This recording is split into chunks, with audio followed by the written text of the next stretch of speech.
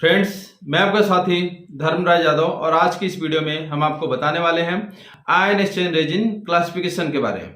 यानी कि आज का अपना जो टॉपिक है वो है classification of ion exchange resin. तो दोस्तों, इस वीडियो में हम आपको आयन एक्सचेंज रेजिन का क्लासिफिकेशन करके दिखाएंगे, जिसमें हम दो तरीके से आयन एक्सचेंज रेजिन का क्लासिफिकेशन करके आपको बताएंगे। जो एक जो बेस होगा वो ऑर्गेनिक और इनऑर्गेनिक मटेरियल के आधार पर आयन एक्सचेंज जो रेजिन कितने तरह की होती हैं। दूसरा हम आपको बताएंगे कि जो आयन एक्सचेंज जो रेजिन होती है, यानी कि जो कटायनिक और एनायनिक जो रेजिन है, उसके स्ट्रेंथ के आधार पर उस क्लासिफिकेशन कैसे करते हैं। तो दोस्तों, इसको जानने के लिए आप इस वीडियो के अंत तक जरूर बने रहिएगा, जिससे आपको पूरी जानकारी मिलेगी कि आयन एक्सचेंज रेजिन का क्लासिफिकेशन कैसे करते हैं। तो आपसे रिक्वेस्ट है कि अगर ये वीडियो आपको अच्छी लगे तो इस वीडियो को आप लाइक कर देना और अपने फ्रेंड सर्कल में आप इसको शेयर कर देना।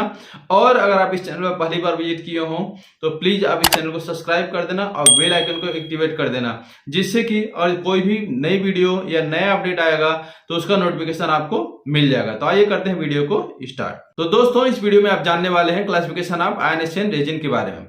लेकिन इससे पहले आपको जानना होगा कि इस रेजिन का उपयोग कहां पे किया जाता है। तो जैसा कि हमारी एक वीडियो है जो डीएम वाटर प्लांट के ऊपर है, जिसमें हम आपको जो कटायनिक रेजिन, एनायनिक रेजिन और जो मिक्स जो रेजिन होती है उसके बारे में वहां पर बताए हैं कि इसका क्या क्या काम होता है और इसके द्वारा क्या चीज होती है।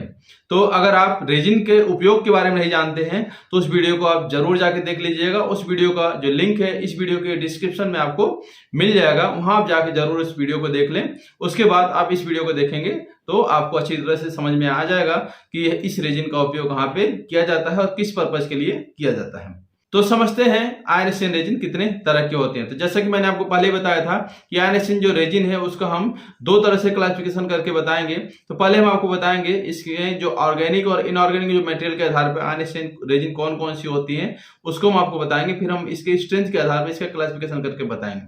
तो देखिए, आयन एक्सचेंज रेजिन देखने में इस तरह की ऐसी दिखती है जो अलग अलग कलर की हो सकती है और इसमें ऐसी शाइनिंग होती है। तो इसके क्लासिफिकेशन की हम लोग बात करें तो आयन एक्सचेंज रेजिन बेसिकली दो तरह की होती हैं। एक होती है कटायनिक एक्सचेंज और दूसरी होती है एनायनिक एक्सचेंज।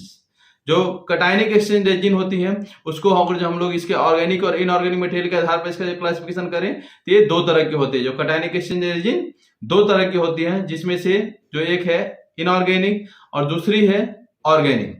इनऑर्गेनिक अगर हम लोग देखें तो ये भी दो तरह की होती हैं कटायनिक एक्सचेंज रेजिन में, जिसमें एक होती है नेचुरल और दूसरी होती है सिंथेटिक। नेचुरल में अगर एग्जांपल के रूप में देखें तो होती है मॉडिफाइड ग्रीन सैंड और क्ले होती है, और सिंथेटिक में हम लोग देखें तो जियोलाइट्स होती है। तो इनऑर्गेनिक में दो तरह की हो गई, जो नेचुरल और सिंथेटिक, और दोनों का एग्जांपल मैंने आपको बता दिया। वही अगर जो ऑर्गेनिक में हम लोग देखें जो कटायनिक एक्सचेंज रेजिन है, जिसमें से एक फर्स्ट होती है नेचुरल, सेकेंड है सेमी सिंथेटिक और जो थर्ड होती है वो है सिंथेटिक। नेचुरल का अगर हम लोग एग्जांपल देखें तो है पेट और लिग्नाइट, और सेमी सिंथेटिक का देखें तो सेपडेक्स, आयन एक्सचेंज और जियोकॉर्प्स, और सिंथेटिक अगर देखें तो acrylic acid, copolymers, tannin, formaldehyde resin होती है। जो सिंथेटिक होती है वो आती है ऑर्गेनिक कटायनिक रेजिन में। अब हम लोग एनायनिक जो एक्सचेंज रेजिन है उसको देख लेते हैं। तो एनायन एक्सचेंज रेजिन भी दो तरह की होती है, इनऑर्गेनिक और ऑर्गेनिक। और इनऑर्गेनिक में देखें तो नेचुरल और सिंथेटिक। नेचुरल में होती है एग्जांपल के रूप में डोलोमाइट, और सिंथेटिक में होती है हैवी मेटल सिलिकेट। वहीं अगर हम लोग ऑर्गेनिक में देखें तो ये भी होती है दो तरह की, जो होती है सेमी सिंथेटिक और सिंथेटिक। सेमी सिंथेटिक में देखिए तो होती है सेपडॉक्स एनायन एक्सचेंज रेजिन, और सिंथेटिक में देखिए तो होती है एग्जांपल के रूप में एमाइन फॉर्मेल्डिहाइड रेजिन। तो ये हो गया इसके ऑर्गेनिक और इनऑर्गेनिक मटेरियल के आधार पर जो आयन एक्सचेंज रेजिन होती है उनका क्लासिफिकेशन।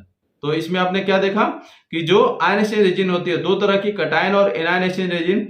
कटायन एक्सचेंज रेजिन भी होती है दो तरह की, जो होती है एक ऑर्गेनिक और दूसरी होती है इनऑर्गेनिक। इनऑर्गेनिक में देखा जाए तो नेचुरल और सिंथेटिक, और ऑर्गेनिक में अगर देखा जाए कटायनिक एक्सचेंज रेजिन में तो नेचुरल, सेमी सिंथेटिक और सिंथेटिक। वहीं अगर हम लोग एनायनिक में देखें तो ये भी होती है इनऑर्गेनिक और ऑर्गेनिक। इनऑर्गेनिक में देखा जाए तो नेचुरल और सिंथेटिक, और ऑर्गेनिक में देखा जाए तो ये भी होती है सेमी सिंथेटिक और सिंथेटिक, और सभी का एग्जांपल मैंने आपको बता दिया।